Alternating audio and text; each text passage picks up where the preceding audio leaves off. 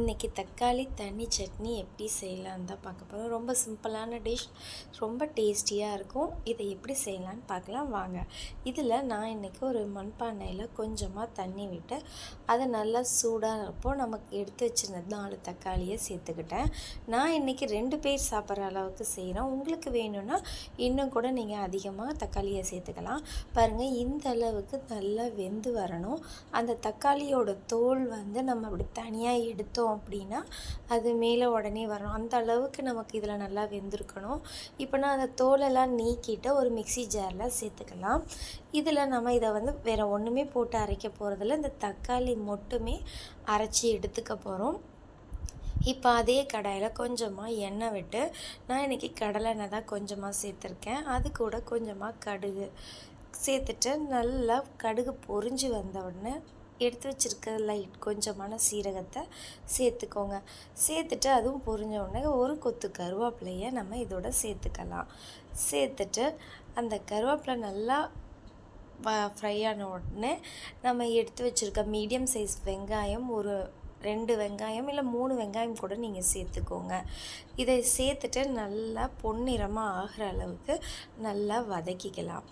அதில் 2 பச்சை மிளகாயை நான் நீல வாக்கில் பொடியாக கட் பண்ணியிருக்கேன். இந்த மாதிரி கட் பண்ணி எடுத்துக்கோங்க. அதையும் சேர்த்துட்டு நல்லா வதக்கிக்கலாம். இதெல்லாம் சேர்த்து நல்லா வதங்கின உடனே நம்ம அரைச்சி வச்சுருக்க தக்காளி விழுது இருக்கு இல்லைங்களா, அதை மட்டும் இந்த வெங்காயம் நல்லா வதங்கினோன்னு சேர்த்துக்கோங்க.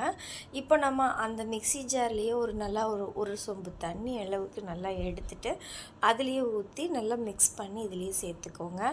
இப்போ இந்த காரத்துக்கு நம்ம மஞ்சத்தூள், கொஞ்சமாக மிளகாத்தூள், காரத்துக்கு எவ்வளோ காரம் தேவையோ அந்தளவு சேர்த்துக்கோங்க. இதில் நம்ம சேர்த்தக்கூடியது மல்லித்தூள் மட்டும்தாங்க, வேறு எதுவுமே நம்ம இதில் சேர்த்த போகிறது இல்லை. இதெல்லாம் சேர்த்துட்டு நல்லா மிக்ஸ் பண்ணிவிட்டு உங்களுக்கு எவ்வளோ உப்பு தேவையோ அதையும் சேர்த்துக்கோங்க. சேர்த்துட்டு நல்லா கலந்து விடுங்க. நல்லா கொதி வந்த உடனே இதை நம்ம ஒரு லாஸ்ட்டாக கொத்தமல்லி தலையை தூவி இறக்கிடலாம். அவ்வளோதாங்க. நீங்கள் இட்லி, தோசை எதுக்கு வேணாலும் இந்த தக்காளி தண்ணி சட்னியை சேர்த்துக்கலாம். அவ்வளோ டேஸ்டியாக இருக்கும். இதை நல்லா உங்களுக்கு எந்த அளவுக்கு ஊற்றி சாப்பிடணும் அப்படின்னா நல்லா சொதம்ப ஊற்றி சாப்பிட்டா மட்டும்தான் இந்த டேஸ்ட் அவ்வளோ சூப்பராக இருக்கும். நம்ம தோசையாக இருந்தாலும் சரி நல்லா பெரட்டி சாப்பிட்டு பாருங்கள். இந்த சட்னி அவ்வளோ டேஸ்ட்டாக இருக்கும்.